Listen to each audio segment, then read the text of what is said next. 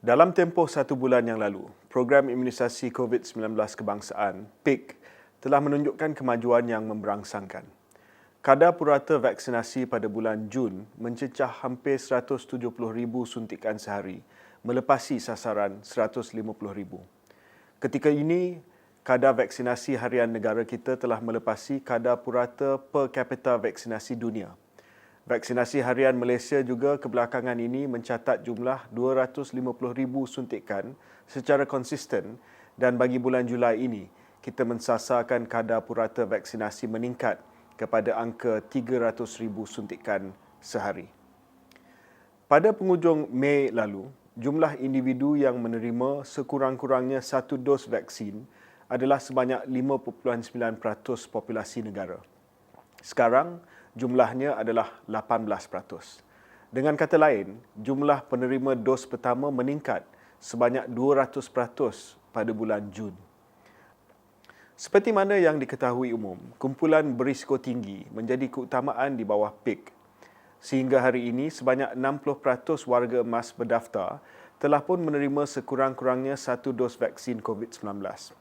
Kita berharap vaksinasi kepada golongan warga emas ini dapat diselesaikan menjelang akhir bulan ini. Kita juga tidak sesekali meminggirkan golongan kurang upaya, OKU, dalam program ini. Pusat Pemberian Vaksin atau PPV secara pandu lalu serta PPV khas bagi golongan kurang upaya penglihatan telah dibuka bagi memenuhi keperluan golongan ini. Kita juga telah mengeluarkan garis panduan baru buat wanita mengandung serta ibu menyusu dan ramai daripada mereka telah pun menerima janji temu serta divaksin. Tempoh 3 bulan mendatang akan menjadi tempoh yang sangat sibuk dan kritikal bagi pelaksanaan PIK. Seperti diumumkan sebelum ini, Malaysia akan mula menerima bekalan dos vaksin dalam jumlah yang sangat besar. Sebagai perbandingan, jumlah vaksinasi yang telah dicatatkan semenjak PIK bermula pada Februari yang lalu adalah sekitar 8 juta dos. Tetapi bagi bulan Julai ini sahaja, kita bakal menerima bekalan vaksin lebih daripada 12 juta dos. Sudah pasti bulan Julai akan menjadi tempoh yang genting buat PIK apabila kapasiti pemberian vaksin ditingkatkan di seluruh negara. Sebelum ini, saya telah menyuarakan tentang ketidakadilan pengagihan vaksin yang telah berlaku di peringkat dunia. Pandangan yang sama juga telah dinyatakan oleh banyak negara membangun yang lain, termasuklah juga Pertubuhan Kesihatan Dunia ataupun WHO. Beberapa negara sudah mula berusaha untuk memperbetulkan ketidakadilan ini dengan memberikan sumbangan vaksin. Kita telah menerima sumbangan 1 juta dos vaksin AstraZeneca daripada Jepun dan dalam tempoh terdekat kita juga akan menerima sumbangan vaksin daripada negara Amerika Syarikat dan China. Bagi pihak rakyat Malaysia, saya mengucapkan terima kasih kepada negara-negara ini. Usaha giat juga sedang dilakukan bagi memastikan vaksin CanSino yang telah ditempah Malaysia dapat dihantar pada bulan ini. Selain selamat dan berkesan, vaksin ini juga merupakan vaksin 1 dos. Vaksin CanSino ini amatlah penting bagi memudahkan lagi usaha vaksinasi kepada masyarakat, terutamanya yang tinggal di pedalaman serta menghadapi kesukaran penghubungan. Vaksin CanSino ini juga akan digunakan kepada kumpulan pelarian yang akan turut sama divaksinasi bagi memastikan seramai mungkin individu mendapat perlindungan daripada jangkitan COVID-19. Bagi memastikan cabaran pada bulan-bulan mendatang dilalui dengan teratur dan lancar, kapasiti vaksinasi di seluruh negara akan ditingkatkan dengan pembukaan lebih banyak PPV selain menambah tenaga kerja kesihatan dan juga sukarelawan. Ketika ini, sebanyak 1,400 PPV sedang beroperasi di seluruh negara. Selain daripada PPV Mega, kita sebenarnya telah membuka banyak PPV dalam pelbagai bentuk dan saiz. Selain daripada PPV sementara di perkampungan orang asli, kita juga membuka PPV di rumah ibadat, sekolah, universiti, dewan komuniti, tempat kerja, kawasan peladangan dan juga restoran.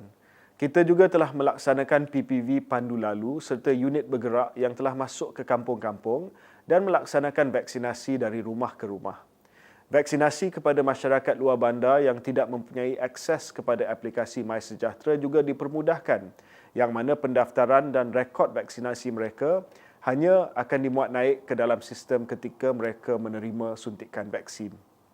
Selain itu, sebanyak 1,500 klinik swasta dan 120 hospital swasta juga akan terlibat sebagai PPV bagi memudahkan orang ramai menerima vaksin mereka. Sepanjang fasa pertama Pelan Pemulihan Negara, terdapat beberapa sektor yang dibenarkan beroperasi melibatkan sektor ekonomi penting dan perlu, seperti sektor pembuatan, pengangkutan, pembinaan serta peladangan. Golongan pekerja dalam sektor ini masih perlu keluar bekerja dan secara langsung terdedah kepada risiko jangkitan COVID-19. Untuk itu, kita akan terus mempergiat usaha bagi melaksanakan vaksinasi kepada mereka dengan sasaran 300,000 pekerja divaksinasi dalam tempoh beberapa minggu yang akan datang. Kita juga sentiasa memantau dan meneliti data-data keberkesanan vaksin, lebih-lebih lagi dalam keadaan penularan varian Delta B16172 dan juga varian-varian yang lain. Seperti mana negara lain, kita juga sedang mengkaji sekiranya terdapat keperluan untuk memberikan suntikan tambahan atau booster shot yang ketiga. Besar kemungkinan COVID akan terus ada dan menjadi endemik dan memerlukan vaksinasi berkala seperti mana suntikan flu. Sudah pastinya fokus utama kita adalah untuk memvaksin seramai mungkin penduduk Malaysia sepantas yang boleh. Namun saya juga ingin memastikan pengalaman vaksinasi setiap daripada anda adalah sesuatu yang menyenangkan. Justru aplikasi MySejahtera akan sentiasa ditambah baik daripada masa ke semasa bagi membolehkan apa-apa isu yang timbul dapat diatasi dengan segera.